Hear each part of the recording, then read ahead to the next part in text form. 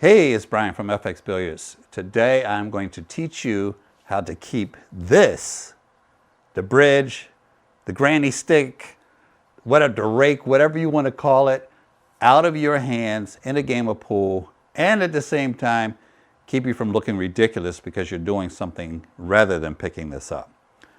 Let's get started. Every one of you has seen this guy. He's got a 30-inch bridge. And the worst possible thing happens to him. He makes that ball. Doesn't get shape on the 4, because he's never run more than 2 balls in his life, but he makes that ball.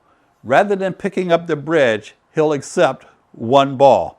Rather than learning to deal with those situations better, he makes 1 ball. Don't be that guy.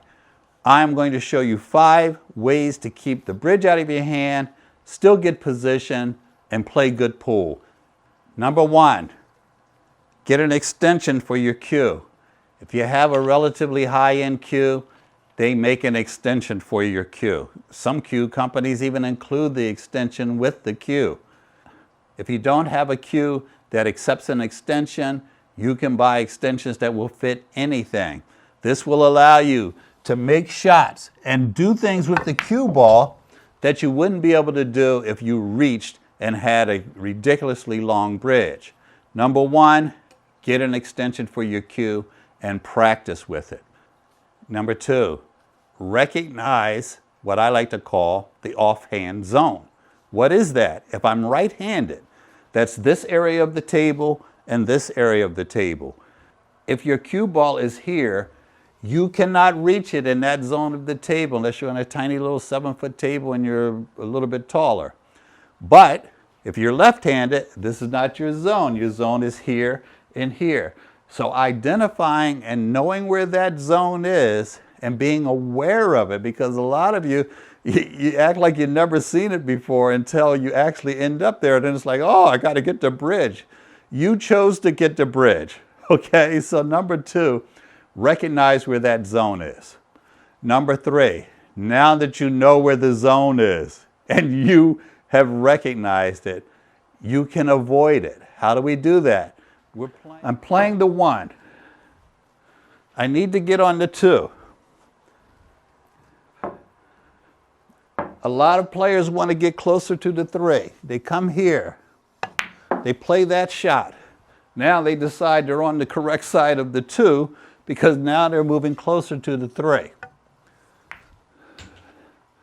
That's where you don't want to be. Play on the correct side of the ball, leave your cue ball closer to the center of the table, and don't talk about your height. I've found if somebody is 5 feet tall or 7 feet tall, the center of the table is about the point where you're not overstretching to reach a shot. It has more to do, believe it or not, with the length of the cue than it does with the length of the person. Yes, if you're super short, it's going to be tougher, and people that are much shorter have probably developed some of the skills we're talking about today already. Next item, learn to play certain shots with your offhand. Notice I said certain shots. You don't have to be able to run racks with your left hand if you're right-handed. You do want to learn how to make certain shots. If I'm on that 3 and I need to make the 5 next, as an example, that's a little stop shot. If I'm on the 3 and I need to make the 9, maybe a little bit different. If I'm on the 3 and need to make the 4, I've got to shoot a draw shot down here. Not as difficult as it sounds. If you put in just a couple hundred reps every month or so, you're going to have a better left hand than 95% of the right-handed people in your league, including a lot of 6s and 7s. It doesn't take a lot because you only need to focus on specific shots in specific areas of the table. You don't need to run the entire rack. So you get on this 3 ball and you need to get down table for the 4. You reach over here with your left hand the same way you would with your right if you were on the other side, and you shoot yourself a draw shot, and guess what? Doesn't make me special. I only practice in that zone and zones of the table where I need to be able to do that. And now we're all the way down table and we have position on this ball. Could you get there behind your back? No. No, you're probably not getting there behind your back. Stop pretending things are going to happen that you've never made happen before. Learn to shoot certain shots with your offhand.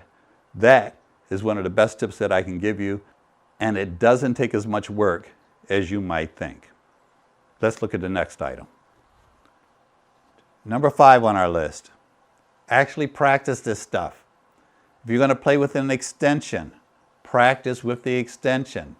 Just shoot a rack once a week with the extension on there, so when you do put the extension on, it doesn't become some alien thing on the back of your cue. And a warning, if you get an extension, now this is a 12-inch extension, I also have an 8-inch extension. If you get an extension and you're not practicing with it, you're going to end up having ball fouls. For example, if you grip your cue back here and you're used to coming down on the ball as close as I am to the cue ball, you need to work on having this attached to your cue where you're coming down on the ball when you play with that extension, or you're going to have some ball fouls. So put in your reps, practice with the extension, practice with your offhand, practice playing position where you're leaving the cue ball closer to the center of the table. If you do these things, you are going to have a lot less problems and you're not going to need the damn bridge as much. But if you do need it and you've done all these things, pick up the damn bridge. Okay, you know what we call guys that don't want to use the bridge? Rackers. So don't be a racker. Hey there, ready to elevate your pool game? Whether you're moving from intermediate to advanced or you're aiming to become a local legend, we've got you covered. Join us for exclusive in-person lessons, master classes, and personalized Zoom sessions. This is your chance to experience the magic with tailored coaching from Bryan, no matter where you are, even if you don't have a pool table at home. So why wait? Sharpen your fundamentals, master strategic play, and boost your mental game. Visit FXBilliards.com now to learn more and take the next step in your pool journey. Thanks for watching. Don't forget to hit like, leave a comment, and subscribe to FX Billiards for more tips and tricks. Now let's get back to the lesson. Anyway, have a great day. Don't forget to subscribe. Give us a thumbs up. Hit us in the comments, and I'll talk to you soon. Don't forget to subscribe. Oh, are we on the air?